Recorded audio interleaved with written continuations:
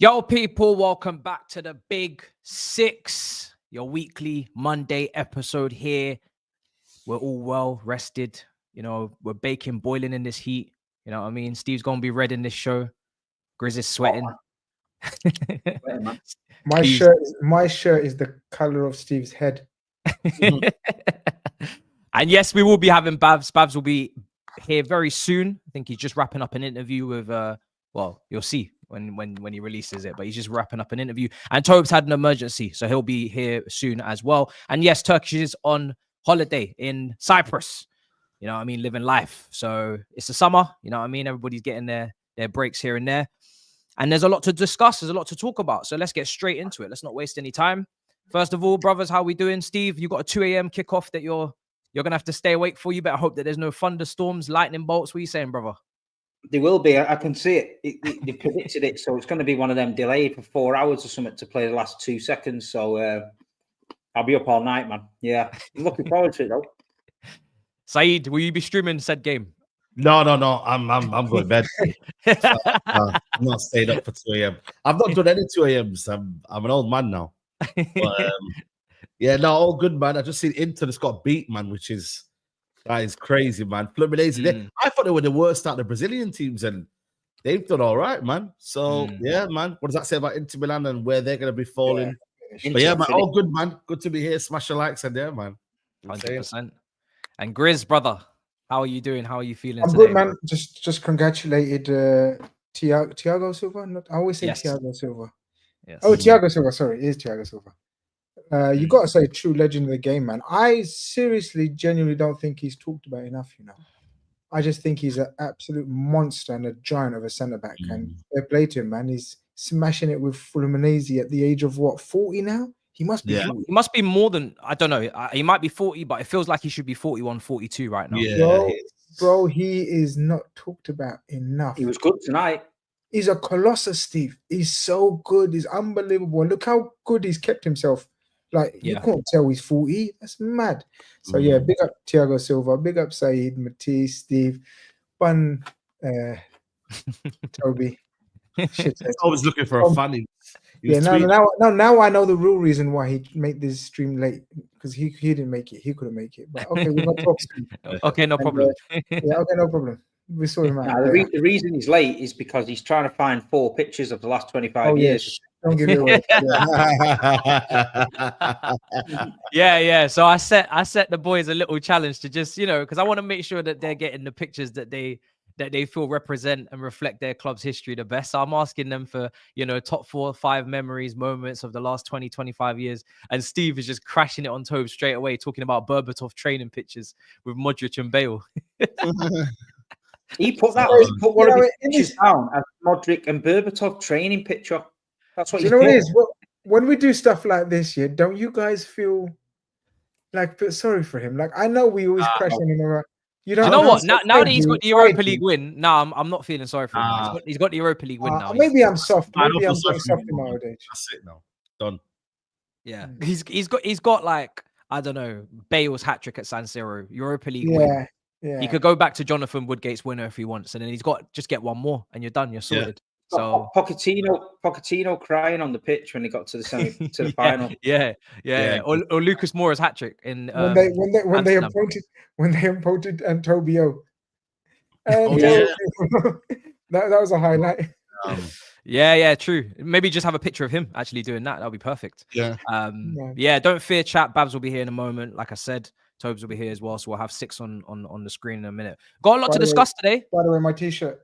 Jeez, go on, Unks. Come on. What are you telling me? Yeah, I've not worn mine yet. Oh, yes. You, Steve, and Skull literally just absolutely ransacked North Face. Bro.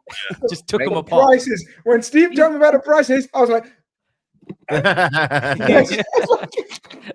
know what it was? I'm walking into the shop, Steve's walking out. He's like, bro, some good gear in there, man. Good prices. And I just see Grizz just like, you know when sharks just like circle their prey. I'm just seeing Grizz just circling. I should have got commission off that guy for that Joburg t-shirt, because I sold him a load of them. You did. Everyone went back and got one. I think School got one. Grizz got one. I don't even know if Mo got one. I don't know, but I think he did, you know. Yeah, good, man. But yeah, we got a lot to discuss. There's Pog boom, Pog back, because we know Grizz and Steve love this player the most. So we talk No, about him. don't do these ones, man. You're Oh, great. he's back. He's back in business, brother. We got to discuss it. We got Chelsea signing 2 new players. As soon as the boys got announced, all of the group chat started giving their opinions. So I'm going to ask them for it here. We had thunder and lightning bolts for 2 hours. We had City absolutely thumping Juventus, I think it was. And yeah, I mean, we got NORGAARD and more signings at Arsenal as well. So plenty to discuss. But I guess we'll start with Chelsea. I won't give my opinion to begin with. I want to get you guys' take, and then maybe I'll just respond or rebuttal to anything I disagree with. But I'll start with you, Steve. Joao Pedro, 55 million, I think it is, Fabrizio said, plus 5 million add-ons. Jamie Gittens, 55 million pounds. 2 players in the door, 2 days. What do you make of it? What do you make of those signings?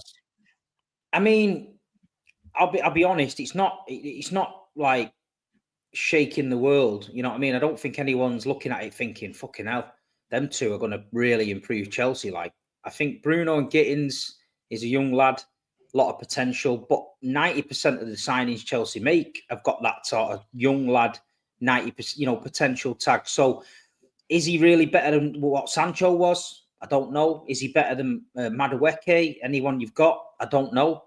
But has Maresca seen out something in him, or give him the benefit of the doubt? And Joao Pedro, I mean, yeah, okay. I'd expect, I don't know, Newcastle wanted him. He's looking at Newcastle thinking, I can't, I'm not going to displace Isaac up front. He's looked at Chelsea, seen Jackson and Delap and thought, I fancy that. He's obviously he's getting paid well, but it's another risky one for me. You look at Liverpool's gone out and got Wirtz, and that's one that makes you stand up and think, fuck me. You know what I mean? City's gone and got a few where you take a step back and think, okay. With Chelsea, it's just, yeah, I don't know. I'm not overly excited, but if they go and prove me wrong, that's fine. I know I don't know what he's building though. I'm looking at it and I'm thinking, right, okay, what are we doing again? Last season, I had the same feeling. I looked at it; it looked a bit of a mismatch. This season's the same.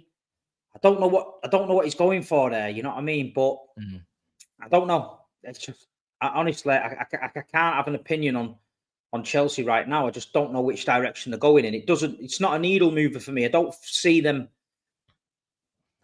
challenging for the title. You know what I mean? I don't see them. I think it's top 4. Yeah, they've done it this season. They've got to do it again. But I just don't know with them. I really can't make my mind up with the way they're going unless they pull something else out of the bag. But I think there's players there that need to go as well. You know what I mean? Yeah, 100%. I'll go through them in a minute. Grizz, I mean, I have kind of you and Steven title race top 2 at the moment based upon the players coming in, based upon the manager you have in charge, based upon the experience you both had winning titles. Obviously, before the transfer window, my kind of goal was to be in a title race next season. You're the champion. You're the one that people got to chase. Do you have any fears of Chelsea being involved with these 2 players coming in? What's your sentiment? No, still not yet. Still not yet. I tweeted it as well, and obviously the Chelsea Gremlins come out to play. But I was just giving my honest opinion, pretty much like Steve. We don't want it to be we never like shows where we just agreeing with each other, but some things are just there plain and white, plain black and white. And I'll ask the Chelsea fans in the chat that watch the shows, man. Like, is Pedro that 20 goal a season striker that you need, that you're looking for? Is he going to score even more than Jackson scored last season? Jackson scored what, 7-8 goals last season, was it? He got 11 in the Prem in the end. Pedro 15 the season before. Pedro won't score more than Jackson next season. You don't think he'll get more than 11 goals? No, not in the league.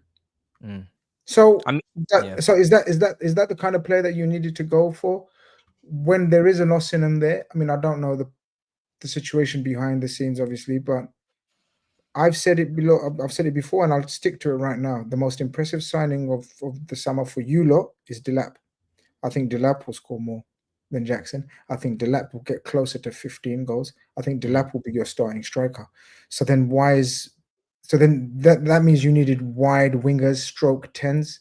But if Palmer's going to play in that 10, what's Pedro bought for?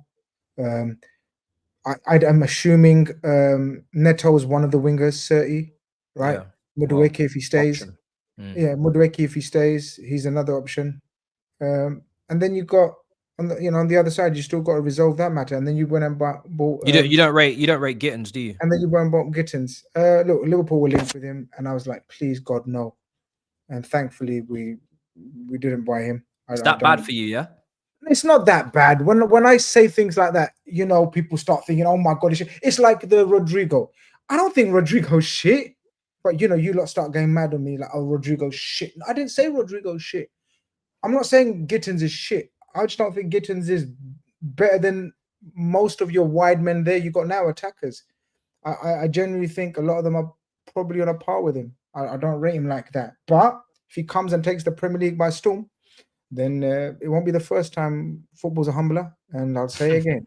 But right now, yeah, I'm in agreement with Steve. I do think, and we've had this little joke between us, but I genuinely think you're going to give Arsenal a run for their mony. Now, what I think of Arsenal, that means is a different story. Yeah, that doesn't sound like a compliment. It's too early, man. Too early to say, man. I think Chelsea.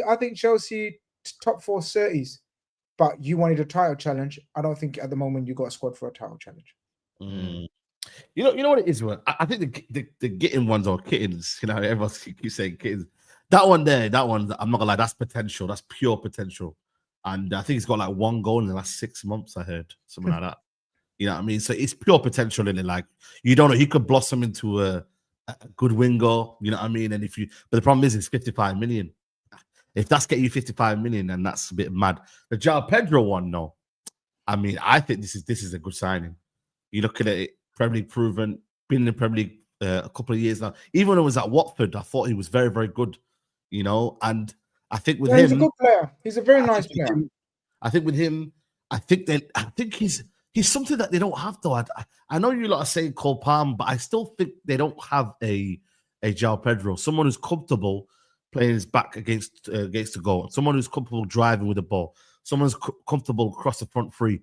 And I think for me, he's a playmaker, man. For when I've seen him with Brighton, yeah, he's literally a playmaker, bro. And I've seen him play midfield sometimes, collecting the ball from deep and driving with the ball. Like, I genuinely think there's a lot of qualities in Pedro. Yes, he's not got a kind of a bona fide role in terms of like, where's he going to start? I don't think maybe he does start. Maybe he comes off the left sometimes. I don't know. But I genuinely think that's a smart signing. But the Gittens ones, I don't get. I don't want that one there. I don't get at all. But like I said, if you're losing Madueke, you've lost Felix, Mudryk. You do need a winger. You know what I'm trying to say? You do need a winger. You need multiple wingers. So I think the Pedro one makes sense. I really do. I think the Pedro. No, it makes sense because he's obviously Nkunku was brought to play that role. So I do get it. I do get the thinking. And then Nkunku's obviously fallen off. And Pedro is in that mold of Nkunku.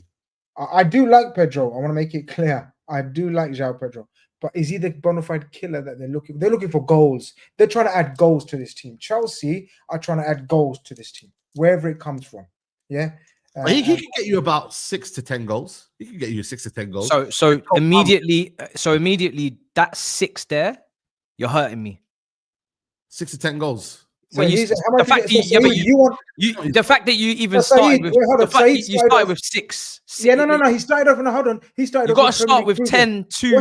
Man said 6, 10, 2 something. But he was getting a lot of penalties though last year. So let me chip in because I understand that. So look, the positives of these 2 deals for me is 2 things. The physicality of the team is going up. We talk about Nkunku, lack of intensity in the press, sometimes deemed lazy, Felix, weak. So no manager in Europe can seem to find a way to play him. Sancho, quite, slow, no real PMP. So Gittens and Pedro, who's got a little bit of a nasty streak, immediately just up the physicality of the team. Immediately up the strength, the ball carrying, the pace, all of that. And then obviously Delap is leading on yellow cards last season in the Premier League. So again, more aggression, more loose cannon. Is that what you think you need though? More aggression. So I do feel like this team did need a bit more bite because I feel like at times it was weak, but they are getting stronger as the season went on last season. They were getting a bit stronger, like defensively, keeping more clean sheets, more resolute, better mentality. the Benfica game on the weekend went 1-1 with a dodgy pen, you know, contested, you could say, maybe unfortunate, after 2 hours of waiting for lightning bolts to disappear, and they come out and they still actually handle the business. So mental strength is starting to be shown there. What I will say is that, like you said, I need prolific, and Gittens and Pedro, they don't have numbers behind them. They don't have goals in the bank. Like you're not banking on these guys to get consistent, you know, high quality shots off. Gittens is a little bit all over. Sometimes he gives you a lovely curler in the top corner. Sometimes he's scuffing it.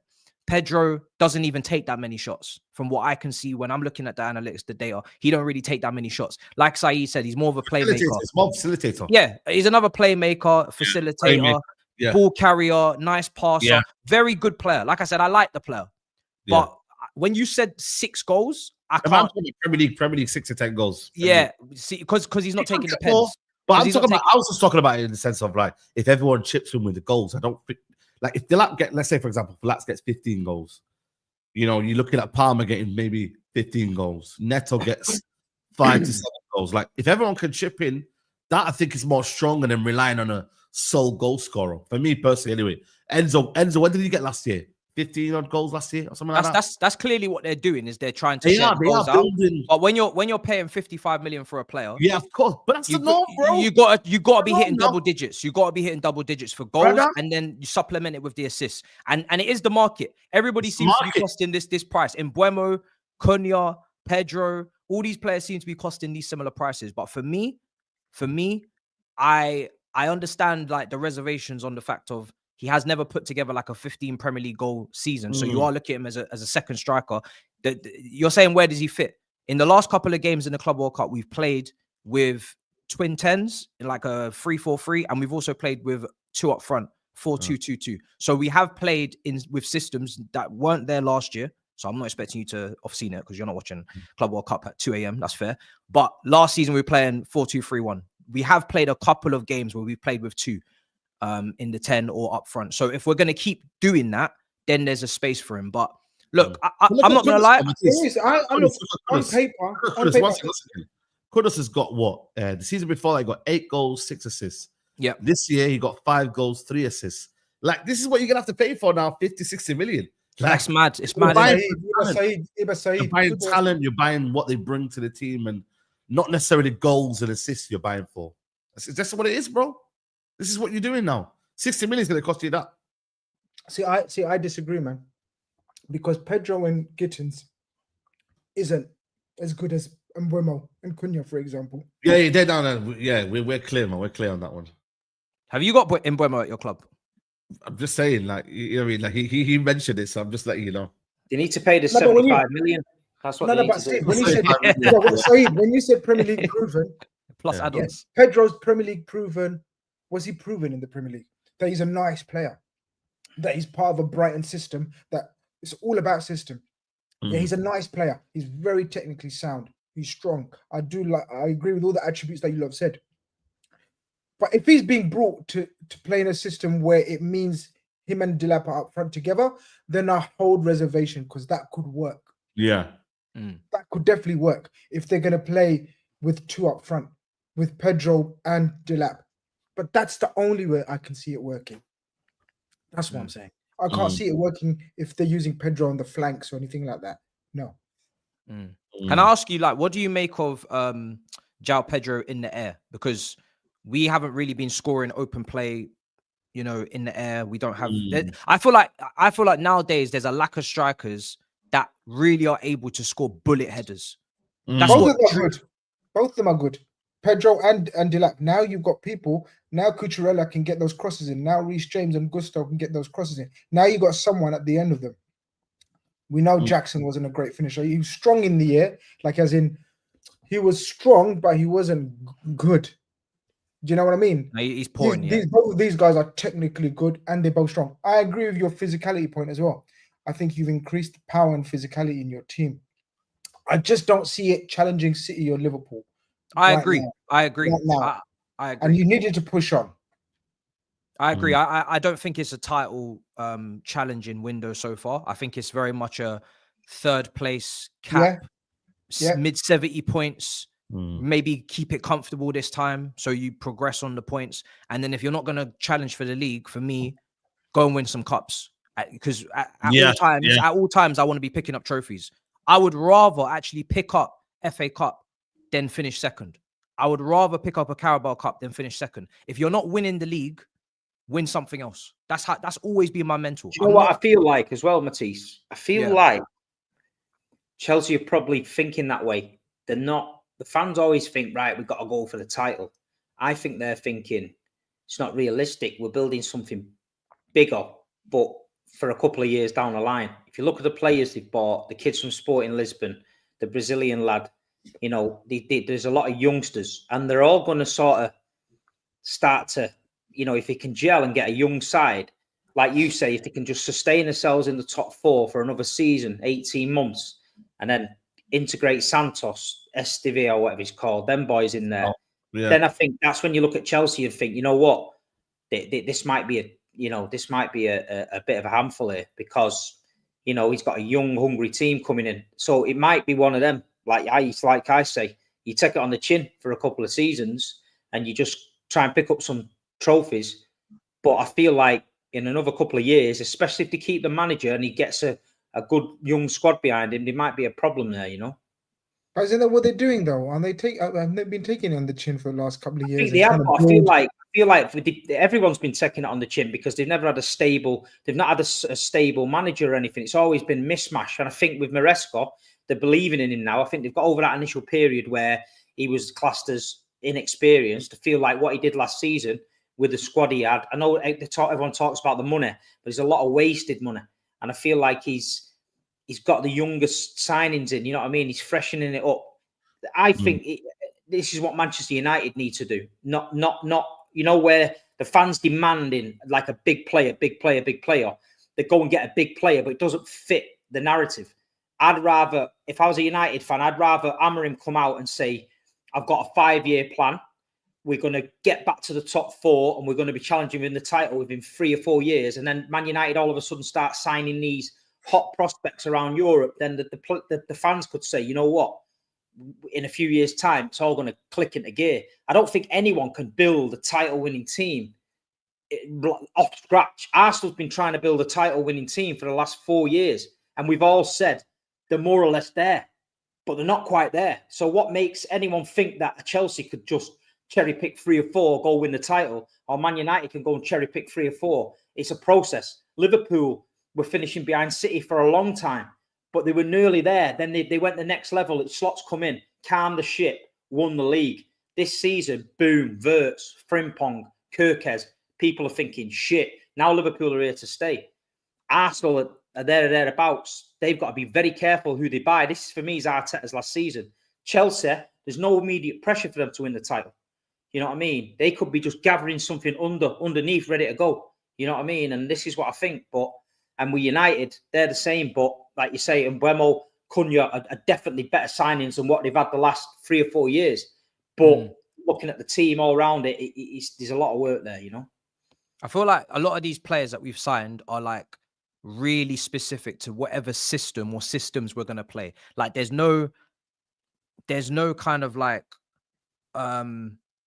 bona fide, wow, jaw dropping. I'm really excited as a fan. I can't wait to go live, breaking news. I feel very calm. Like I'm very interested. I'm very intrigued. I'm very curious. I'm observing. Like all of these players, if you use them in a certain way, which is the way they need to be used to do their best work. You mentioned Gittens, right? Last 6 months have been poor for him. But if you look at the first 6 months of the season under the previous manager as a touchline winger, which is how we're going to use him, his stats are actually all right. They're still not like the level that you need, but they're better than there's something there. So look, if you had gone out there and got an Osimhen and a Rodrigo and etc., could you have challenged for the league? I think you could have. But I think the fact that none of these players have gone anywhere is also very interesting. Barcola doesn't seem to want to leave PSG. Nico Williams wants to go to Barcelona. Rodrigo doesn't want to leave Real Madrid. Who else is there? Osimhen, he still hasn't moved. I don't know what's going on with. You think of Chelsea's team, right? If Romeo Lavia can stay fit, fucking unbelievable player, right? Cole Palmer, Fernandes, Caicedo, yeah. You look at Cucurella, who's a good player, then you're looking at Delap in another 12 months with another Premier League season under his belt. Delap is going to be a handful. You look at the Brazilian kids we talked about already making waves. You see them, they look good. You start sprinkling these into the mix in another 18 months. This is what I'm trying to say. In another 18 months, I think we've got a problem there. I think Chelsea are a problem. I think there's a lot of teams at the minute, that have got good sides, aging sides. Chelsea are young. There's a lot of youngsters, the kids from Lisbon who they bought. But if they can all get integrated into a team, all of a sudden you've got a young, fucking fast, energetic, aggressive, young team, skill, flair, power, pace. So I see what he's doing. And I reckon Todd Bowley's given him the license to do it and said, right, let's just fucking relax. We've gone and thrown a load of dough at it. It looked a bit mad. It didn't work. Who do you need for the future? In 18 months, who do you need in 18 months to be Chelsea challenging? And they cherry-pick the best. And like you say, at the minute, you're not excited. And we're all saying, oh, they're not going to win the league. But I think it's not about this season. They know City and Liverpool are clear. They know Arsenal are nearly there. If they can sit back for 18 months under the radar and then, boom, come on. I can see it happening, man. I can see it happening. I don't want to get into an Arsenal phase 14 situation where it's just nearly. But you don't actually ever get over the line. That's not the type of mentality I'm trying to bring into this club. That's the only thing that I'm kind of pushing back against. Also, just before we carry on, big up the chat. Big up everybody watching. 90K subs. The road to 100K is on. It's on. Chat's absolutely going mad. They're spamming the 90K, spamming the W's, spamming the confetti. WW90K, come on. Yeah, big up to the chat. 10 more K, man. We there. What did everyone think of the Johannesburg movie, by the way? Part 1. Oh, we haven't even been live since the movie dropped. Part 1. Man, the movie was cold, man. The movie was cold. Everyone was going mad at Turkish for the prank, but let me tell you this. We were shitting ourselves. But one thing that you didn't see on camera that made everything all right. Don't forget that we were getting threatened with guns. We were all going to jail at one point. Turkish was getting arrested. SAEED stood there and said, Steve, just get behind this table. Like that was going to make a fucking difference. The way he said, that was in the moment, bro. We don't know what was going on. Fair enough to say, Steve, just get behind this table. And it was fucking mad. But I tell you, listen, I'm about loyalty, man, and you know what I mean. I wanted to make sure everyone was safe. The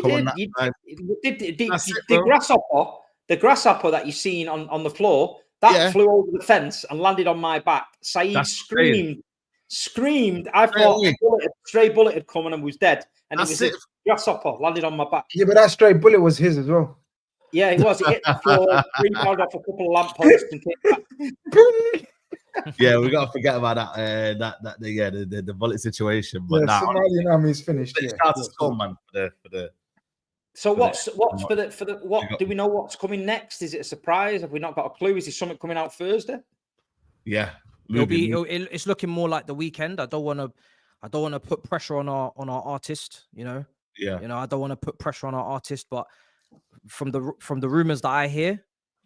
Well, they need to have their notifications from the rumors that I hear. Back your chat is with over 200 South African loud crowd is next. And let me tell you about that. The energy levels, of Back Your Chat was a next level. Do you remember the crocodile man that used to go around with Mike Tyson years ago, pumping up the crowd? That is how I felt. I was pumping up the crowd right the way around there. It was hype, man. Do you know what? Do you know what that felt like? That felt like a live show. That didn't feel like a video. That felt like a live show. Yeah. Real talk. The atmosphere was nuts. Steve jumping up on tables. Like, it was a WWE episode at one point. I was like, let's have it. I thought he was going to... He said, when you get out of the van, be careful. We need security.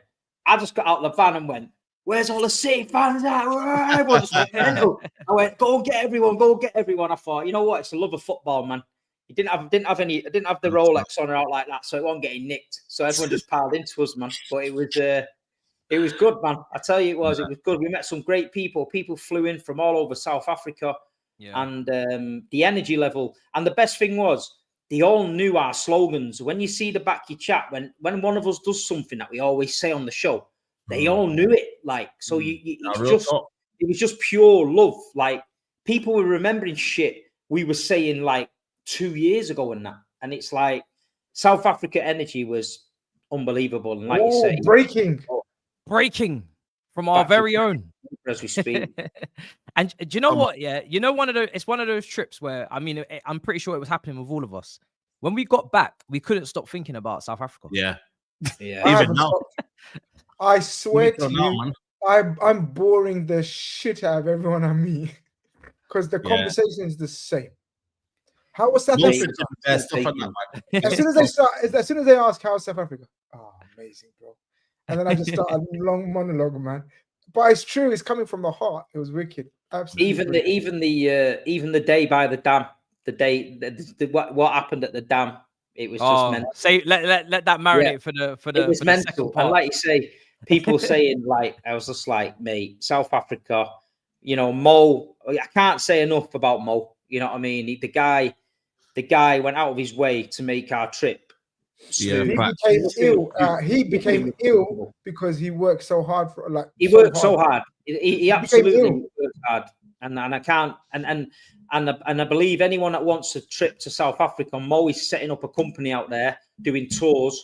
Now there's no better person to contact. I'm telling you now, you get ripped off of these travel agents. You need to 100%. Contact Mo if you want to go South Africa. We've seen all the football players out there at the minute, Kevin De Bruyne and all them going on safari.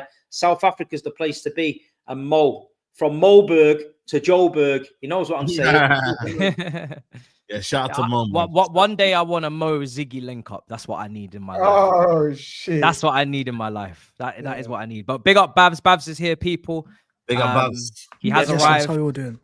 How you doing, brother? You well? All good, man. All good. Yeah, you're recharging.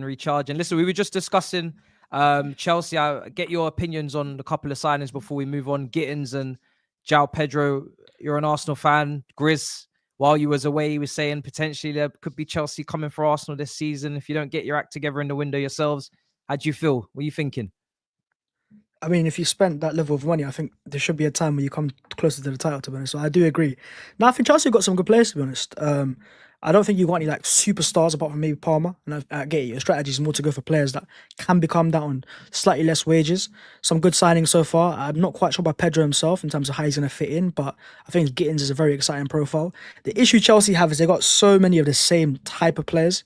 So I've seen players like that go in the past and not quite work out. But I will say, yeah, your squad's very nice. A lot of nice profiles there. And if your manager, you know, as he does normally, improves the squad and gets them the right tactics. And I think, yeah, next year you can be a threat. I think this year, apart from Liverpool, every other team had a lot of flaws and injuries, whatever it was. But next season, I think Chelsea, yeah, they've got an outside shot. Maybe not of a title. Maybe not. Maybe Maresca will be a bit more like, yeah, we are in a title race this time. But I think there's a maybe dark horse chance that Chelsea can come for it. I'm going to go through some super chats and then I'm going to just bring up some Club World Cup stuff because obviously Klopp's spoken. I think Pep's spoken. 2-hour break on weather, red warnings, and SAEED and me just in the doldrums streaming for hours on end. So I want to get everyone's take on not only the Club World Cup and how it's been going with all these delays and all of these weather warnings and issues, but also World Cup next summer. You know what I mean? Like, what are we going to do there? Congratulations on 90K. Well done and well deserved. 100K soon come. Much appreciated. Big up. Much appreciated. Maresca made it clear last season when he said, I don't want one player scoring 20, 30 goals. Hence why Chelsea will not go for that profile of player. I mean, Steve, you got a 30-man striker. GRIZZ, you got a 30-man forward in Salah. What do you guys prefer personally? Like everyone on the panel, do you prefer one person to kind of play towards, or you prefer share it out? I mean, Haaland that season we won the treble got 50 odd, so it's mental. But I mean, if you can guarantee it, it doesn't really matter where it comes from. But I think with City at the minute, we've added a few more players around Haaland now, where as you've seen the last few games, he's starting to. It's not all about Haaland anymore. Last year, it was very easy to mark. He still got 33 goals in all games, but I mean, he wasn't as prolific, didn't get as many chances. But I feel like when you've got it from anywhere, in the Premier League now, there's a lot of teams that set up very deep, low blocks. You can't just rely on one guy up front. You need someone to produce that little bit of magic. And I think City were missing that. And I feel like if your team have got 6 or 7 options, then for me, it's better than just having the one, you know? We've been feasting on like sharing the goals out between like the Mane, the Salah, and the Firminos in the past. But you always need, and I think every Premier League team has shown, you always need one gunman. You need one guy that's going to stand out. His numbers, his stats are going to stand out from the rest. You can have contributions from everyone. The Salahs, the Haalands. You know, we've seen the Man United teams in the past. They always had that one striker, you know, who scores the majority of the goals. And this is where Chelsea, Arsenal don't have that guy. And this is what they were looking for, and everyone's looking for. We're looking for him again. You know, we're relying on Salah maybe too much. Gakpo stood up. Diaz stood up. You know, City when bought Marmoush, he's ably assisted Haaland now. They've got more threats now this season. So Chelsea, I get what Saeed's saying. Like they're both good players and they'll score 6 to 10 goals, like 6 to 10 goals, but that's not going to be enough, man. 6 to 10 goals is not what you're paying 60 million for, man. If Gittens gets 6 to 10 goals and Pedro gets 6 to 10 goals, are you happy? Is Chelsea fans happy? Is that what you're paying £60 million each for? I don't know. It's a bit of an odd one for me personally. A few more super chats. Taylor's come in with Thiago Silva as the most underrated defender ever. Big up, brother. He was unbelievable at Chelsea. I must say, I wish we got him earlier. Big up the community. Love how we're cooking in this Club World Cup. We look refreshing. Our coaching staff looks revitalized. Thoughts for future signings. Steve. Just a right back, I feel like we're all right everywhere else. Just right back, but I feel like he might keep Nunes there because he's, to be fair, he's playing well. You know what I mean? But we'll see. GRIZZ and Steve, have you watched any of Chelsea's Club World Cup games? I think honestly, it's easy to say see what Maresca's trying to build. To be fair, with the kickoff times at times, I'm not surprised if people are not necessarily tuning in. So I don't think maybe you can get. It's a bit different in it to the Premier League. And you got to do it as well in the Prem. You still got to, you know, actually do it there. You know, this is kind of experiment. I mean, is Pep experimenting as well? It's kind of like preseason / taking it seriously. We've got Rodri in that who are trying to come back. So we got to make sure that is. We've got new signings to integrate. We've got Phil Foden who had a stinker last season, trying to get back in the squad. You got all the defenders that were injured trying to get in. So I think the biggest problem for City and Chelsea is going to be when everybody's getting back to pre-season and getting up to fitness, our lads are having to slow down and go on holiday.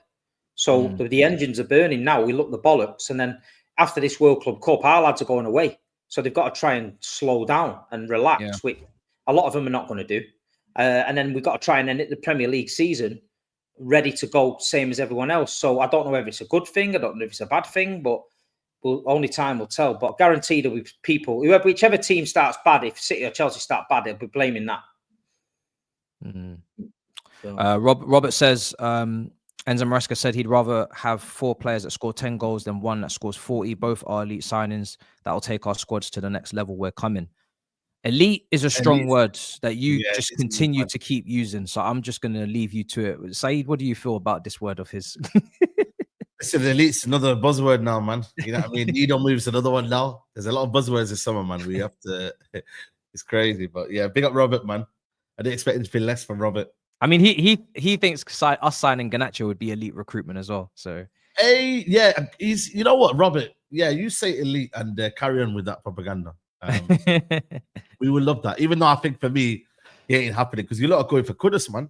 Like so, yeah. You know what I mean? It doesn't look like you're buying Garnacho. Which is thankfully, because I do not want that guy anywhere near my football club. Big up Tobes. Tobes is with us as well. Sweating. Tobes, you not got a fan, man. Did you not get a fan, Tobes, man? What's going on? I'm getting a new one for the living room, innit? How many minutes late? Nah, he told us. He gave us warning. He gave us warning. And also, the season hasn't technically kicked off, so I guess the summer is kind of free for all. Brother, we promised wild cards. I don't know what the rules are for next season, but we need to discuss. We need to have a board meeting to get all the rules laid out for next season on the table. I don't want changes. I mean, I've already heard Turkish talking about founder cards if he loses Wild the card, Predictions brothers. League. There's going to be wild cards. No, yes, Listen, Saeed, listen, squint. listen. Man said found the card. If he loses Predictions League, he's going to waive it. He's not going to do the he needs forfeit. to chill out, man. And yeah, you ain't doing none of that. He's off his rocker. I know He's off his you ain't rocker. doing none of that, bro. Because he's never won it, you know, by the way. He's the founder, he's never won it, so he needs to find a way to win it. You know what I mean? It's crazy out here. Listen, after the pranks he pulled, Imagine that the founder hasn't won his own league. It's crazy, isn't it? It's crazy. I like Guys, him. He's baiting him. He's baiting Turkish. I like it. Turkish is sat in Cyprus. Fuming. He's never won it, you know. Shame on you, bro. He'll be fuming with that as well because he wants to win everything. I've never met a guy This is the that second all the time. wants to man. win everything. Second again. Second again, yeah. He didn't even come second. I came second. Yes. Oh, yeah. Second again. He came third in the 2-horse race. What is it, man? With Arsenal in second, man. Hey. What is it, man? Let me finish Crazy, off man. these super chats. Sue says, big up gents and chat. Come on, community. We are not hit 100k subscribers. Follow everyone. When Arsenal topic comes, let's skip it. We've not done anything. No, we will be discussing Suj, whether you like it or not. We'll be talking about Arsenal. Guna Carlos says, tell me what Pedro is better than Havertz. He isn't a better scorer, not better back to play, I guess you mean, or passing, maybe on the ball. I guess you mean dribbling. Don't like Havertz, by the way. We've done all the talking on the Chelsea signings, right? Yeah, I mean, you just got in, so drop your take, bro, on Joao Pedro Gittens. What are you saying before we move on? Gittens, I have no opinion on because I've watched, like, outside of comps, I've never watched a single 90-minute game. Gittens, never. The times I've watched Dortmund, it's either I'm catching a game where the game's basically done and they're winning, or the reverse, right? So Gittens, I don't really have an opinion on.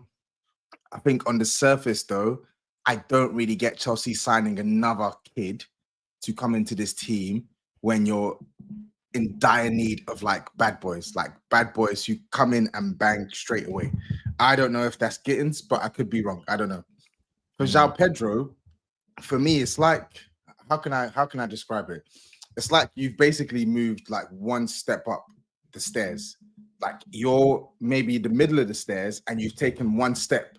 You're not at the top, right? And you're spending money. You're spending money that should get you to the top, but you're literally making like marginal gains. And that's how I look at Joao Pedro.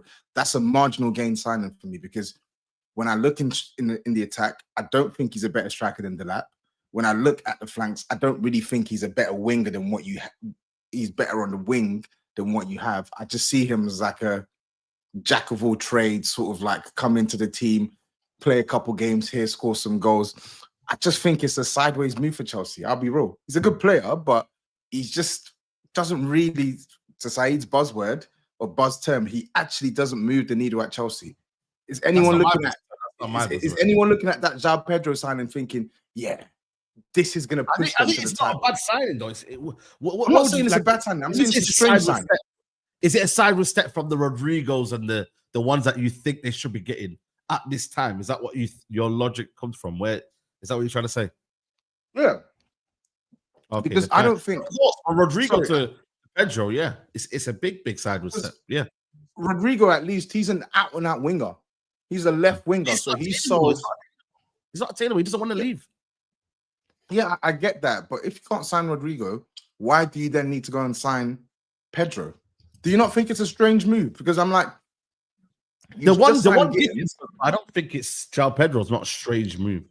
I don't think. No, I think it is a strange move because I'm like, where are you putting him? You can't. He's not guaranteed to start on the left. He's not guaranteed to start on the right. He's not guaranteed to start through the middle. He's not guaranteed to start. So this is what. So whilst you was away, I was saying in the previous games that we played in the Club World Cup, we've played systems that have had two up front. And we've also played a system where we played a 3-4-3 where there's been 2 10s behind the striker. So if we do that more often, he does fit into those systems. But that is also where, that's where Christopher Nkunku would have fitted. But obviously, he's probably going to be leaving now. If the thinking was Nkunku and Jackson as a pair, and they flopped, let's not beat around the bush. Nkunku and Jackson flopped. If the new Nkunku and Jackson is Pedro and Delap, then I think that has a chance to work. They have to play as a pair, and then you have to play one out-and-out winger and one inverted winger. Whoever that's going to be amongst the many that you've got, I don't know. But that means a change of formation. Do you ditch the 3 at the back, centre backs? I don't know. As I said, he has been playing a few formations. Yeah. But it's a guessing game right now because no one knows what that formation is going to be on the first game of the season and if it's going to involve both of them. Yeah, facts. O'Malley says Chelsea has led the league in yellow cards for 2 years in a row. Joao Pedro and Delap fits right in with Jackson. Foul FC. I will say this. Sorry, go on, Matisse. Go on. Read it. I'm just gonna fly through these and then I know we got them done. I disagree with you, SAEED. The Gittens makes more sense as we have no right-footed left wingers. Pedro is more of a second striker profile, which we don't use. Gittens makes way more sense because he's actually like an out-and-out left winger, right? And that's that. If you watch his comps, he does some of the things that Chelsea lack from their wide options. Noni Madueke is probably I would say him and Palmer are probably the best at going at their man. Pedro Neto is a bit too one-dimensional. He's good, but he had a bad season, one-dimensional, and the others, come on, man.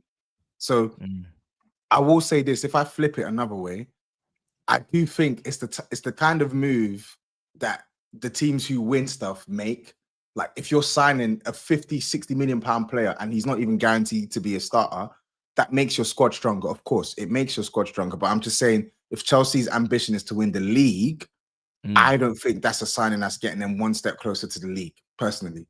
Because they needed starting 11 proper. Yep. Exactly.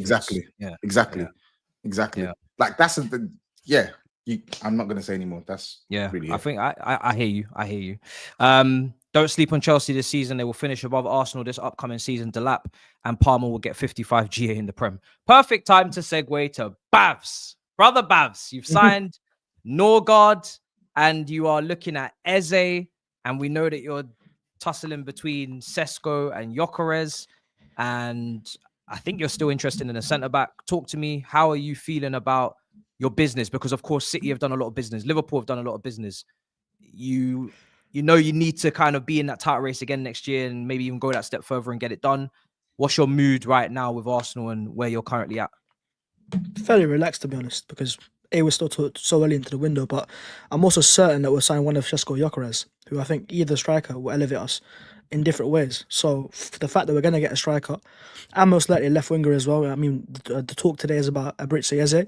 Whether he's an out-and-out left winger, I'm not quite sure, but he does add that ball-carrying maverick profile that Arsenal definitely need, compared to last season. I think he scored like 10 goals from outside the box over the past couple of seasons as well. So that's like the league high in that aspect. So £68 million, if we can do it how United worked the Cunha deal, where they can pay it in installments, then I don't see why not, man. That's a Premier League proven player, former Arsenal Academy player as well, but ultimately he knows how to do it. And I think we need experience. Definitely need experience. Last season, Liverpool's players like kind of got over the line for them. Salah, Van Dijk, these are players that they've got it. That's what Chelsea, for me, they have great talent to cause you problems, but do they have the experience to win a title over 38 games? Not quite sure. City and Liverpool both have that in abundance, especially City right now as well, obviously losing a few key players, but have players that have won titles. Arsenal's team is getting older, but still, I think having let go of Partey and Jorginho, we've not got a single player over 30. And NORGAARD's going to be the one that's going to be like the oldest, and he's like 31. So we do lack experience as well. That's why if we're going to go for players, they have to be like 24 above. Sesko's the one exception because I think his profile is very good. He's a player I like quite a lot. But the likes of Eze, that left winger needs to be more experienced, whether it's Eze or Rodrigo. It couldn't have been a Gittens because Gittens is he's very talented, but he's not got the experience to play alongside Sesko and, raise the bar and get us over the line. Whereas I think Eze or Rodrigo, they both will come with like a point to prove. Like, okay, I want to show that I'm a superstar. I can play the Champions League if it's Eze's case and show that I'm, one of the best in the world. Try to get into the England starting lineup as well. And Rodrigo's one, I don't know, man. I think it's more of a dream right now, to be honest. And I love the player, but I just think he's comfortable at Madrid. And I think for him to leave, he needs to say, I want to go. And I think Arsenal would have the funds for it, but it's up to the man himself. Do you want to go out and prove yourself somewhere else and be a left winger? Or are you happy to be a right winger at Real Madrid, where they've just signed, I think, Muslim Twal, or how do you pronounce his name, right winger, and they've got Vinicius and Mbappe on the left as well, and they've got another striker coming through, I think Garcia. So I think it's down to Rodrigo, but I'm fairly relaxed. I look at Liverpool's moves and I'm like, these men are making serious moves as well. Florian Wirtz and Kerkers and players like that. They've done their business early, but I think come the end of the window, I'd be fairly surprised if like the total amount spent wouldn't be similar to Liverpool, if not the exact same, or slightly even higher. because we've got a lot more holes that we need to, fill in as well and improve the starting lineup. Striker, left winger, maybe another left back. I think Mosquera is getting closer as well. That's a deal that's getting advanced. Good signing, but again, he's not really a priority. But right now, I know a lot of Arsenal fans are a bit like, oh, where's the striker, man? Where's the striker? But I'm not too concerned. We're going to get one of Šeško Gyökeres, and I'm happy with that. It's an interesting one because I think with Arsenal, I don't know. I feel like your current team, you said you don't have much experience, but I think when you've had 3 seasons on the bounce in title contention in 2 of them, and one of them where you took a step back and we know you started prioritizing Champions League, you got to the semi-finals. I think that's quite a bit of experience. Forget the age, like Saliba, Gabriel, Rice, Saka, Martinelli, White or Timber, or there's quite a lot of experience. They're not inexperienced. What we have, right? We have players that are entering their peak, which is the ideal thing, by the way. You want to have experience on top of that, but you want players that are entering their peak physically, 23, 24, 25. That's why we don't need to go and sign players at 30 plus, but it's better to have that. Like the likes of Jorginho last year didn't play, but he would have been vital behind the scenes, for sure. So in the Champions League, he's had the experience of winning it, and our players haven't. That's important, obviously. But at the same time, I think that's why it's important that if we sign EZE or Rodrigo, they're at the right age. They've also had experience. EZE in the Premier League, Rodrigo in the Champions League. We can't go for youngsters that are like, Gittens is very raw. In the case of Šeško, he's had at least a year to really get it at Leipzig. And even last year, they still got 21 goals, And I think that alongside whoever else you got HAVRTZ and Saka as well, players that will score goals next year. I don't think we're going to have a 30-goal striker again, which many fans will see as a concern. Even if Gyökeres comes in, I don't think he guarantees that. Because again, new system, new league, how does he adapt straight away? But if Saka can stay fit and the other players can stay fit, and also Ødegaard, a lot of pressure on Martin Ødegaard. He has to get the numbers next season because now you've got Zubimendi and you've got Zubimendi and Rice. You've got your build-up sorted. You've got Timber and Lewis Skelly, who are great at that as well, playing out at the back. You don't need to drop deeper anymore. So now we're looking at you more of like, yeah, you're fantastic dropping deeper, but can you play that final pass, killer pass against mid-blocks? I'm not entirely sure, to be honest. I think his profile is more like an all-rounder, and the issue for him is we're kind of phasing that out because our build-up's impeccable at this moment, the players we've got. That's why I think EZE is important, because EZE is a bit different. He's more of a ball carrier. He's more able to just, pick up the ball and break past the system, and you don't need him to have the tactics around him because he's just got that raw quality. And even the ball striking, man, FA Cup final, the goal against City was not an easy goal. So that's why I'm thinking EZE is someone that the more I think about it, the more it makes sense, and the more I want it. EZE is a good player. I think I deserve it. EZE is a good player. EZE is, we often discuss like which players suit different clubs. Do you remember we were talking about the one who's gone to Shirky, who was saying a few years ago Wenger would have snapped him up. Yeah, in Wenger's day. You know what I mean? Like the profiles, we know what kind of It was an Arsenal player. Yeah, I get you. EZE has the makings of an Arsenal player. I think he's a fantastic player. Again, though, we're talking about getting you over the line. And to get you over the line, you need an X factor, at least one. I look through that team and I don't see an X factor. I see lots of good players, lots of youngsters, a lot of technicians. You've added to the technical ability if you sign EZE. You haven't bought anyone else, have you, yet? But we'll see. You're undoubtedly going to buy a striker. Undoubtedly, it's going to be Gyökeres or Šeško. I just think the pressure on Arteta, and he has to own the pressure this season. There is no more. We joke and we banter and we love the excuses, and we had so much joke last season. But this season, even he must know that he can't be busting joke there and deflecting. He must know that they must rival City and Liverpool for the title. No ifs and buts about it. Because the slightest fall off, and I'm not even joking, the slightest fall off, we'll see Chelsea coming up fast. I think Chelsea will be stronger this season. Newcastle, another one. Newcastle are not getting I'm not even mentioning Newcastle. Exactly. Yeah. We never mentioned Newcastle. Seems crazy. They've got money to spend. I think they'll struggle. They might have a bit more money to spend if things go our way. Oh, really? Oh, really? Is that another GRIZZ bomber? Bav said something. GRIZZ bomber. Bav said something that rubbed me wrong. That I'm not going to say the term because you're not going to be like, oh, pause. Bav said something that irked me. He said, I like it and I think I deserve it. Why do you deserve EZE? It's not fair. Why do you deserve EZE? Why? It's the prophecy, my friend. No prophecy. No. But why do you deserve it? Well, as an Arsenal fan, as an no, football club. you know. Why do you deserve? Why do I this? deserve it? Because I've been through a lot of stick last season, and I want to win a title. Conflicted. I want to get my licks back. That's why I deserve it. You know what? That's why I deserve it. Nah, jokes aside, I just think it makes sense. Premier League experience. It does make sense though, because It's a release clause. He would want to come to Arsenal. You know, it just makes sense. I think Spurs liked him, but Kudus is what they want now instead, because I think Eze would prefer Arsenal anyways. That one So burns. he's better than Kudus. Yes. Yeah, no, he is better than Kudus, but they're different players as well. One's more of a natural winger, and one's more of like an inside forward type shit. So But the thing yeah, is, I don't I think feel Eze's like a natural winger though. I don't think he is. nah, I don't think he is, he's a but he natural can winger. play on that side though. He can, but you want him drifting. You want him at the heart of the team, because that's where he causes damage. When you Yeah, watch I him at the mean- Emirates, I think when you lot dusted them 5-1, Yeah. he was cooking in central against us. 100%. The best work coming through central positions. If I'm Arsenal, right?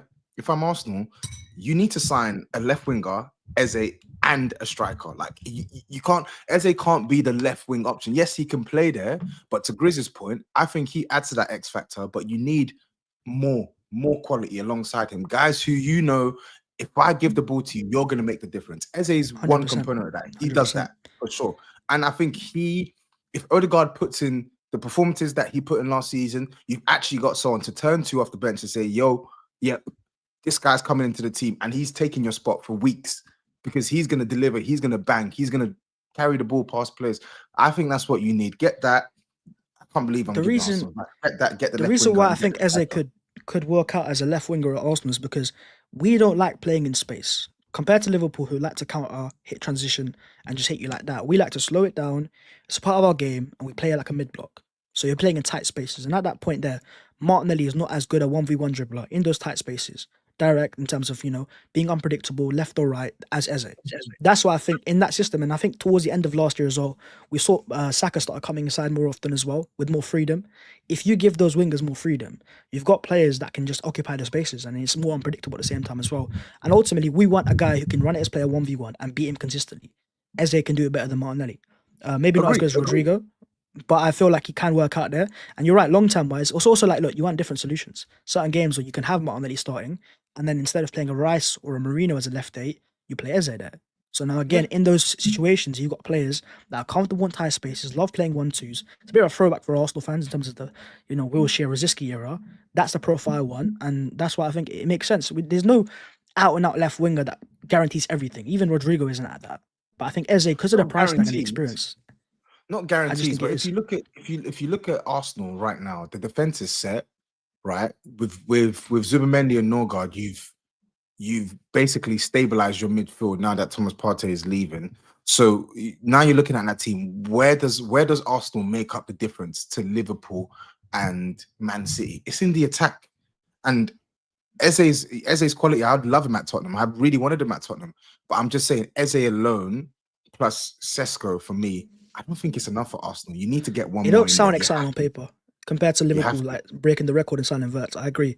That's why I'm looking at also the players that we have, like Saka and Odegaard, mainly Odegaard, to step up, because I think Saka will improve again, take another step forwards, you know, hopefully stay fit as well. But I just think, look, you don't need to overthink it too much either as an Arsenal fan.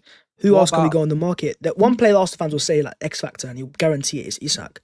But I'd rather have two forwards, left wing and striker solve than Isak, who's not available. Simple as. I Or don't think left he's wing available. striker in the midfield. Or attack Yeah, and midfield. I think, to be fair, we're going to walk away with probably three forwards. We're going to get the left wing, the striker, and maybe someone who can play across the front three, but also help Bukayo Saka. And then Where- that aspect where will does- improve the front three as well. Yeah, where does Havertz play then? Where does Havertz fit into this? Havertz is another player I think is a solution in certain games. Like, you don't want to hate this team. What I think I had this debate with you guys earlier as well. I think solution. I think What- Havertz what prior kind to of his injury this season, one second. Oh, Havertz gosh. prior to his injury last season, it was a game against Palace where I think Jesus was playing up front and Havertz was behind him or next to him. That's what Havertz is going to be for Arsenal.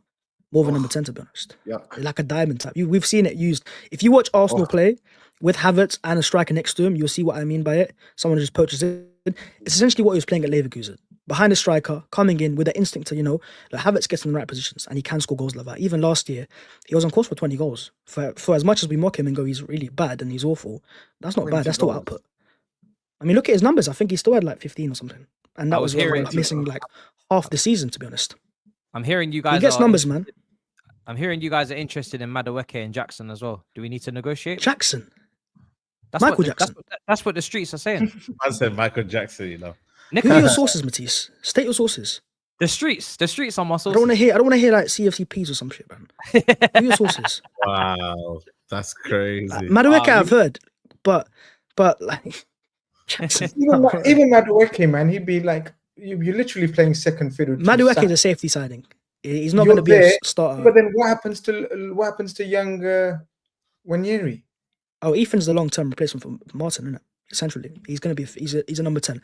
I don't want to see him play as a right winger. He can do it, by the way, but I think he's so good centrally, and the fact that he can strike it from range as well. His profile is what I'll be looking for in number 10, anyways. Joking aside, I was telling Turkish, your fans are just getting so itchy feet, man, so early. It's early. No, but rightly so, though. Rightly so, and I'll tell you why. Because last season we had a lot of like expectation. The year before it was like, how can we compete again? And we did, and we came close, but we didn't win it. But everyone thought, even I was saying it. What's your Turkish was saying expecting this season? What must you do? I think, look, we have to all have the same. We have to be cohesive. It has to be a major honor, and a major honor is the Champions League or Premier League, because you can't wait this. That's what we like to hear. You can't wait this long for like a Carabao Cup or FA Cup. That's what we like. I want to have a parade next season. And Yes.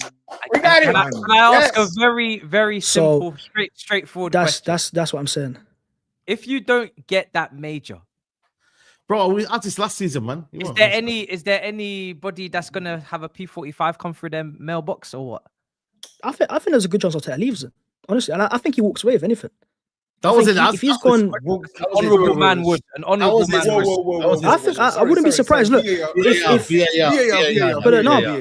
okay, I'll say it slow for you guys so you can clip it up as well. Thank you. Yeah, I think if no Champions League or Premier League next season, I think I think Arsenal would want to move on, and you've got Andrea Better as well. What do you want? No, I would want to move on as well. What do you I said it. I would want to move on. I would want to move on. No. Stop. Ask you that question. What, you're leaving Arsenal? He wants to leave. You want to hear you say that? One sec. What question am I answering at this point, bro? This Q&A with Babs was a big six. No. Because Matisse's question is quite clear.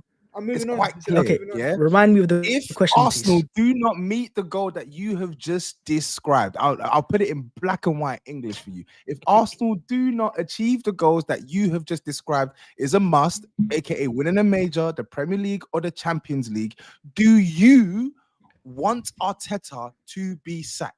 Yes or no? You have 2 seconds to think about that. Yes. I've got to run, lads. Yeah, that's the perfect. You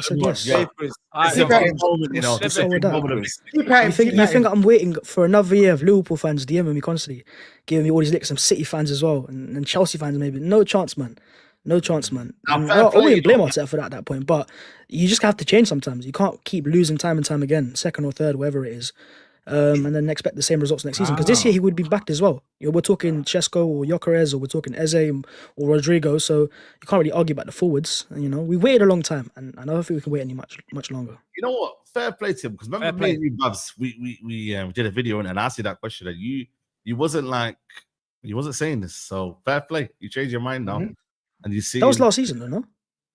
That was last season, but no, I asked you though next season if he doesn't win it, and then you were like, no. Cool. I think the pressure's on me this season for them. I think last year we've got the most pressure of everyone. I don't think last year gets talked about enough. Don't forget, we heard that if Man City slipped, Arsenal are there take the title. Man City slipped bad, one winning 13. Arsenal never took advantage of it. Liverpool marched in with no signings, won the league. So I think that last season was a nightmare. I feel like I said it last year. Beat Real Madrid, fantastic night at the Bernabeu, fantastic night at the Emirates, great. They lost to Paris first leg. People had already thrown the towel in. You had another leg to go, and fans, not saying you, but fans had already said, "Fucking hell, they've thrown the towel in." Speaking to Turkish on here last week, he's already thrown the towel in. The season's not even started. He's thrown the towel in. He's thrown it in. Last season, do you know what else? Did you draw against Brighton second game or get beat? He did something with me, and he already threw the towel in. So I feel like I don't think the Arsenal fans in their heads, I think they're traumatized by it. I think they don't think they can do it. I agree. I think every fan that I see on the street or outside, they say the same thing. It's like they can do it. They're too scared to have their chest out there, because last season, don't forget, at the end of last year, we finished behind City and it was like, chest is out. Next year, we're going to get honour and we got 9. But you So look we at don't want the end Payet of the again. season. City dropped a couple of clangers near the end. We could have easily finished second Yeah, exactly. in our worst period. Do you know Yeah. what I mean? And we got beaten in the FA Cup final. But I feel like City have obviously got credit in the bank with the trophies. Liverpool now. Exactly. We don't have Arsenal credit are in the bank. literally starving. They're literally starving. That's what I'm City saying. have gone out there now, and people are saying, "Oh, it's between City and Liverpool." It shouldn't be. It shouldn't be between City and Liverpool. It should be between Facts. Liverpool and Arsenal. Facts. Arsenal have been the ones knocking on the door. Arsenal are the ones we've all sat back on this show and said, "Fucking."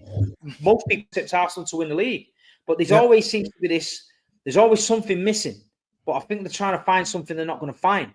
But I think what they need to find is there's something mentality-wise missing, because they were saying, "Oh, when we get Saka back, when we get Saka back." They had Saka back for a lot of games near the end of the season and still didn't produce. And I feel like it's just never good enough. You know, Ethan came in, people were raving about him. Then he sort of, "Oh, well, he's not quite the one. We need someone else, and we need this, we need that." But I was the biggest Arteta fan on this show at the beginning when they all called him the Cone Man. I said, stick with him. He's a good coach. And he is a good coach. And I think where he's took you from where you was, I think he's done a good job. But I'm telling you now, if he doesn't win this season or start this season, well, he's finished. Because these certain managers can only take you so far. Man City had Mancini that won us the Premier League. And then we sacked him. And City fans went mad. What are you doing? But City's owners knew. He took us so far. Then we got Pellegrini in. He won the league. But he was only the stopgap for Pep. So it's about making the right decision. This is phase, 5 or 6. It's not working. There's something missing. And I think the book lies with the manager this season. So if he gets the players he wants in this window, Arsenal have got to put a marker down and say, we're coming for the fucking title now. Liverpool did it last year with no signings. It was all about galvanising the team, getting the winning mentality in the dressing room and going ahead and winning it. I feel like Arsenal have had that about them for 3/4 of a season, but that last quarter of the season, it fades away. And that's the last quarter of the season, I'm telling you now. Man City didn't have the mentality for 3/4 of the season, but in the last quarter of the season, we got that mentality and won the league. You better have the mentality at the end than at the beginning. Let me tell you that. No, I agree. I think as a fan base, you do affect the team, but you don't. It comes down to the players at the end of the day. They're the ones that go out there, score the goals and win those games. But as fans, we need to learn to be more stoic as well, because I've seen too many Arsenal fans get too high, get too low, get too high, get too low. And I think it's because of that lack of experience. You know, the older fans that have seen title wins back in 03, 04 and times like that, a lot of us fans haven't. And so we're just like hoping this is the year. And if it isn't the year, it's the worst year ever. But I'll tell you from experience last season, we've had worse years. We finished 8th back-to-back years and had no Champions League or European football. But last year was painful. And that's why a lot of Arsenal fans, I don't know about Turkish, I'm not going to speak for him. I think it's like, if I'm going to put my chest out there one more time, I don't want to be, having pie on my face once again. So, but for me, it's like, it's very clear in it. And that's why I'm actually kind of, we're going to get clarity. You're either going to have a title or you're going to get gone. So it is what it is. I just feel like the big clubs have not been, I said this before, but the big clubs have not been acting like big clubs in the last few windows, maybe because of PSR, FFP, but there's not been many top players going to top clubs. You look at Liverpool last summer, they didn't sign anyone. You look at City, they were kind of signing Matías Núñez's and Gundogan's. And Arsenal, I feel like, really missed the chance to, like last season, take the bull by the horns and say, do you know what? We're going to go and get the striker. We're going to make a change in January. We're going to actually just throw money at this. And we're going to say, do you know what? Forget the price. Forget the figures. We just want to win the league and get this over with. We just want to be up there and get this done.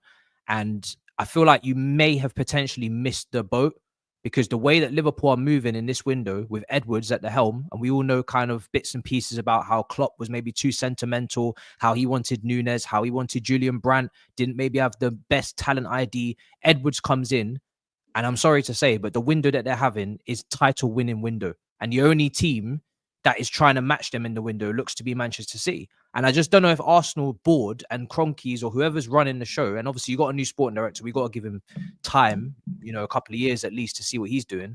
But it doesn't feel like they're willing to go all the way to the ends of the earth to get this title. Like they'll, like TOBS says, they'll get an EZE or they'll get a Sesko. But is it enough?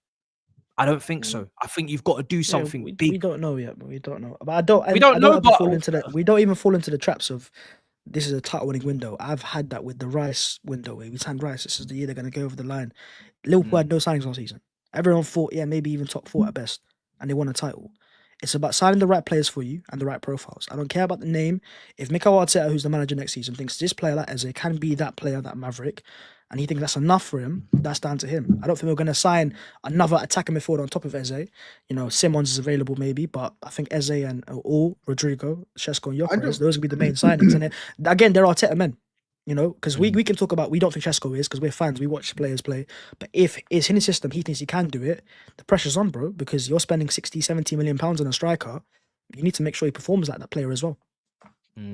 I don't think it's a case of big names, though. I think it's somewhere in the middle. Of course, you need typically the players that have the bigger names are the established players that can come into the team that can give you the level of quality. So, like, for me, Eze is an established name. Like, he may not be a global superstar, but that's a relatively big name in the Premier League. When you look at the pool of players in his position, he's right up there as one of the best, right?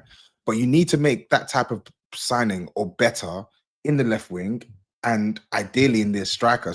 They've decided it's going to be likely. It's probably going to be Šeško. Cool. If Šeško is your man, you need shooters, bro. Like, yes, Saka's your guy. Saka's been delivering 3 seasons on the trot. Saka's going to deliver next season, right? Odegaard, who knows? He probably might get back to the levels. But even still, even when both guys were delivering and Kai Havertz was scoring all those goals, etc., you still didn't win the league. So if I'm you or Arteta, you have to overcompensate in the attack. You get as much as possible to fire you in some of these games, because that's the difference. Fulham away, that turns from a draw to a win, right? Bournemouth at home, that doesn't end up in a loss for you. Like, you need quality guys who can come off the bench and make the difference in a second, bro. You absolutely need that. I think that's the key point. We had the second most draws last season. If you can turn even half of them into wins, you're going to close the gap quite a lot and maybe even get over the line. And those games we're talking about are winnable games, but teams have just parked it out and we can't break them down. Hence why I think Eze or Rodrigo is very important, because those players can burst through. If we don't sign that profile, we're not going to the league next year, simple as. Because we've seen Martinelli do it for year after year, and in those spaces, he doesn't thrive. I think Eze and Rodrigo are more of a Trossard update and upgrade, because they're that type of silky player who's more comfortable in tight spaces, but have a bit more burst of pace. And in the case of Eze, I think his striking from outside the box is consistent. He scored goals from outside there. And at the age as well, I think it's the right time. You know, he needs to go to a big club. 25 years of age, he's just won Palace a trophy, and Arsenal fans are craving a trophy. So if he can do it there, you know, hopefully he can do it here as well. Just gonna go through super chats real quick as well. Yeah, but Mick will do whatever in the window, then end of the season say we lit. Shaking my head. Trust this guy. I feel like, yeah, patience is probably running a bit thin with a few. So this is make or break, I think, from this season with the fans. I don't necessarily know if it is with the board.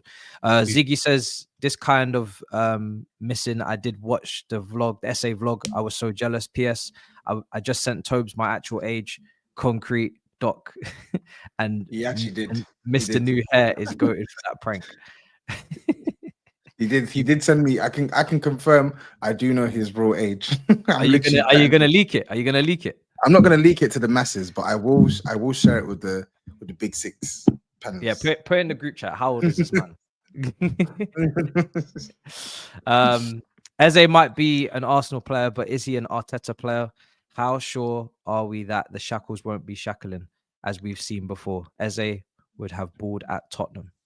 God, I'm so angry. Yeah, I'm so angry with that one. Honestly. You really wanted them that so bad? Have you guys pulled out of that? Bro, I said, do you not remember my tweet when they were saying who would Spurs sign, Eze and Mbeumo? And what did I say? I said both, brother. I said both. Even You're now, I would love Eze and Kudus. I would love Eze and Kudus, bro. But I think with Daniel Levy, you got to walk before you can run. Get one, because you might not get nothing. Yeah. You know what I mean? So I don't know, man. Both sounds very, especially when you already got Kulusevski and Maddison. Both doesn't sound realistic to me. Especially when you got Odegaard, you got Mikey Moore. Brother, we need quality. We need. I know you do, but I'm just saying it just doesn't. I don't see it. I don't see it. Both. Just trust me. Trust me. We need both. Trust me. Don't see it. Violence in the chat. Oi, Babs, good to see you alive. We were getting worried since you weren't missing. Oh, sorry. Hiding. Quick question. Spurs winning a major European trophy. Thoughts? Hiding where? I'm posting that every other day. You're just not looking for me, cuz. Just don't See him, you don't see him, man. That's all. saying you're You're going on looking for me, holiday, cuz. brother. Because You're he's going on active. holiday. I'm going again tomorrow, bro. It's summertime. Of course I'm gonna go on holiday, bro. This brother's been on about 3 holidays this Wait, summer. I wait, love wait, it. wait. I love it. I'm going. love I'm it. going to Greece. Okay. Come on. Whereabouts? Crete. You go to expressions. Crete. Crete expressions. Crete, yeah? Yeah, we're going Crete. Oh, Come lovely. on. Lovely. Crete is beautiful. Yeah, so nice. Well, a couple more super chats. Smaller topics. Quickly, we'll brush over before we wrap up. Obviously, Mbuemo, another rejected bid. I don't know if Saeed's tired of the chase at this point. You're going to keep plowing away with that one. And obviously, Steve as well. He's got a match at 2 a.m. So we got to let him get a nap or something in here. The 2-hour match delay at Chelsea Benfica was a joke. Do you think FIFA will change the rain rule for the World Cup? If anybody doesn't know, the rule is that the lightning bolts, whatever, as soon as they flash 10 kilometers away from the stadium, then the whole thing gets shut down, suspended. There was 4, I think, suspensions, 4 30 minutes, 2 hours delay. Chelsea, obviously, in that game against Benfica. I don't know what you guys make of all of that and the World Cup next summer. You know what? It's a joke, man, because it's like they got all this walkout here, which takes at least a good, couple of minutes, and then we end up seeing the game starts off about 8:03, sometimes a bit later than that, and then it's like they actually take so long to come back from half time, so then that's even more time delayed. By the time that all that happened, there was 4 minutes left, bro. We could have had that time saved by all of that business that they're doing. So I just think for me, it's like, I get it, player safety, but bro, man, 4 minutes, bro. Like, what are you not doing? I just think the whole thing, the way it's been organized, I can see it happening in a World Cup. I really can, man. Halftime shows, all of this nonsense, interviews, and it's just a bit too much, man. Let us just play our football. And I just think it's one of them. It's not. I don't blame the American people, by the way, and the American, stadiums and that. It's FIFA. They have to be the ones that are held accountable for all of this, man. I mean, they want more money, they want whatever, etc., etc. But it's like you're ruining the game, bro. You are, because players don't want to do it. You can see it when they're walking out. I've never seen so many depressed players in my life walking out the stadium. Normally, you're meant to be, yo, let's go, man. It's long. They look depressed, and I'm I like, told you about this shit. Can I tell you about this shit before it started? You did. Yeah, You you're were right. beefing, You did call it out, to be fair. You did. beefing all the Americans in the chat. Yeah, but it's just not bullshit, great, man. but like I said, the rain apparently wasn't even there. People in the stadium were saying, "I don't see no. The clouds are all right. It's sunny." Some of the fans were saying. So it's just one of them. Minute, like, I get it, safety, but common sense needs to come in as well. 4 minutes left. I don't know. I feel like the World Cup, even from the flying from state to state, I'm sure TOBS knows better than anyone. He's been in America doing all sorts of trips, delays after delays. So many Chelsea fans have been messaging me like, I was meant to fly to the game, but the flight got delayed 2 hours, and then now I'm gonna miss the game. And I just with this is a bigger World Cup, by the way, bigger format, more teams, all of this traveling around, all of the kind of I just can't see how it's gonna go smoothly. I'll be honest. Unless the rules change and also just the way of travel changes in America, it feels like it's just going to be hectic, chaos. What was it? What tournament was it where the Argentines or one of the South American countries literally broke up the whole stadium and it was a madness? Was it not? Was it Copa America? I don't know. Well, America, yeah, Colombia fans. Through the fucking air conditioning units. Yeah. Bro, to be fair, it's not even just the travel from state to state. It's actually the travel within the states as well. Like, when the game is done, right, depending on which state you're in, the transportation system has to be set. Otherwise, you're literally going to have mad traffic jams and people struggling to basically get back from the stadium all the way to their accommodation, downtown, midtown, wherever. So I don't know, man. They got the money, they got the resources. They need to make sure that competition is properly patterned next year. They do. Yeah. Last super chat before we wrap. After the burglary in his home with his kids inside, the injuries, the case with his brother, then the suspension. La Pioche is back. We will be there. I'm sure you've all seen the clip of Pogba signing his contract at Monaco, shedding tears as he says, "Thank you for the trust." I'm very happy personally to see him back. I'll be honest. Like, this is a serious baller. We've been robbed of his gift and his talent in the last few years in this sport. And if he can make it into that France World Cup squad next summer, I will be a very, very happy man. So I'm just delighted to see him back, to be honest, because he's too good to not be playing football. You know what it is with Paul Pogba? It's one of them ones where it's like I'm much nicer with Paul Pogba now than I was when he's at United. I don't know whether it's because he was at United or maybe the expectation was bigger. Like, I never thought he was a bad player. I used to rate what he did, but I think you wanted more. But I feel like the turmoil he's had the last couple of years, you just want to see ballers ball. And when I look at the levels that the Premier League have dipped in relative to the quality that you want from players, you know that saying, you never know what you've got until it's gone. Like, genuinely, when you look at midfielders in the Premier League now, okay, cool. Outside of your Rodris, which midfielder can give us that level of quality on the ball? His link up with Zlatan alone is shitting on everything. Remember that cross to Giroud for France? Oh, left foot, right foot. I think a lot of the football purists they're very happy about this news, and they trust me. A lot of people will be locking into Monaco for sure. Eric Dyer's there as well, so we're locking in 100%. Oh God, Yeah, let me Kamara. It's a good Monaco team, man. They finished third last year. Good move for him, man. And he's in the Champions League. So Champions, you know that song, the MBH. the Champions League. Yeah, no, it's good, man. It's good. I'm happy for him. Like I said, man, I still think people need to be premature. He's not played football for what, 2 and a bit years. So let's see, man. Because if he's fit and he's the talent's there, man. So yeah, man, excited. Steve, are you going to be watching Monaco games with Paul Pogba? I'm going to trap my bollocks in the door and slam it. Rather than watch that shit. And I definitely won't be watching La Pioche. Let's put it that way. I've seen enough of that. I've seen enough of that fucking bum in Manchester to know what he's about. Yeah. So I thank the Lord every day that bum didn't play for my team. You know what I mean? Because his own fans booed him. Like one around Old Trafford, they fucking booed him. I'm sorry, this guy's one-liners are ridiculous. He said he'd rather trap his balls in the door. But I didn't expect anything less. So big up, man. No, neither did I. That's why I thought. That's why I know. Let him have the last word. I thank Paul Pogba because me and SAEED had a bet, and SAEED took me to a lovely restaurant for Zenda, and he paid for my meal, and I ate my body weight in meat, all on La Pioche being absolute dog shit. So fair play to him. It wasn't that, but De Bruyne. And if anyone wants a bet about La Pioche again, no problem. Yeah, man. Let's do next season. De Bruyne or Pogba. Wow. No problem. Oh shit! Jesus Oh Christ. shit! I like where this is going. You know. We'll do it again, Steve. Yes. Who has the best season? What's the There we best? go. So hold on a minute. Let's just who has a better season, De Bruyne or Pogba? Is that going off goals and assists? Goals, assists, and trophies as well. Right. Wow. Okay. Yeah. Wow.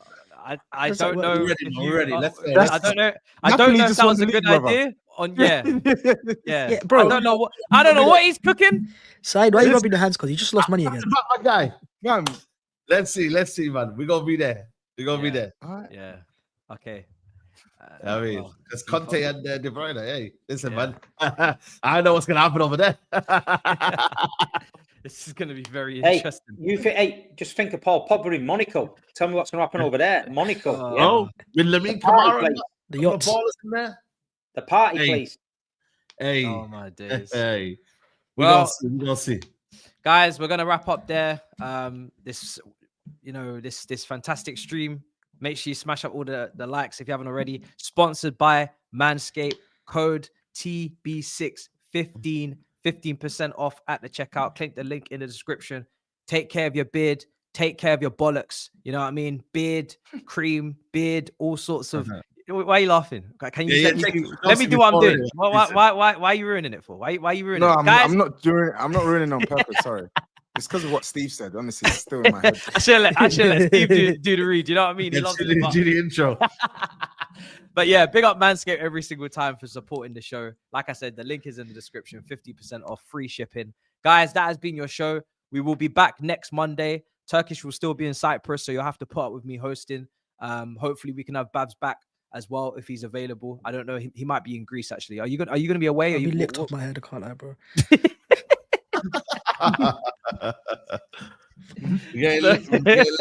All right, well there you are. So we go have to find another Arsenal fan. So yeah, I better get to work. But yeah, until next time, guys, it's been a pleasure. Great show. Pick up your damn selves in a bit, people. Peace. Come on.